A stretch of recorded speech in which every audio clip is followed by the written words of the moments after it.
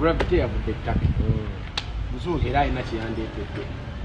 Ngulese kuva ttaki sigulese mbujji mbadde nnyonnyola abantu bane bagamba omusajja ono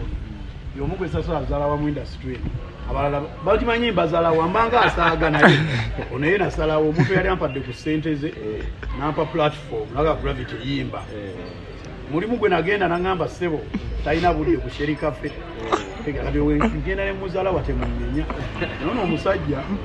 omuguwa gwa millions 2 eze Uganda ebya dola sibimanyi nnyo ebya dola tobimanyi omuguwa guno gwavudde take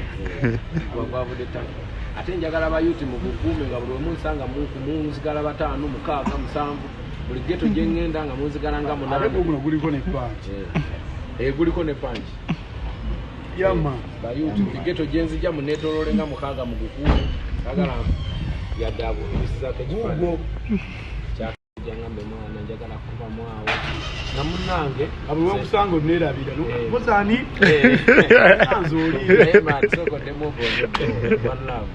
msajja lubambi akozi wakavi Gravity wakavi Gravity akubye endongo nekiyinza okwebaza ye bali kutanyiigira naye omuntu oba wakabi nolaba muntu n'avaayo nenaavuka wakabi abantu asinga banyiiga n'omuntu asigala nga akuwera okaminga buli lwojja mwana si kyangu kuba nalina binanyiigira bafuuka bagabi ne mbanyiigira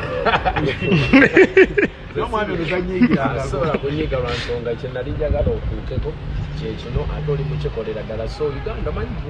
bino ebintu it's not about us it's about Uganda kubanga bw'oleeta abantu bangi katolwaleeziyankule bamawo yeyagala abaganda bwe beeyagala temukyali bagete bijje wantwala ng'obuusa emyala wagendako ne mu ggeto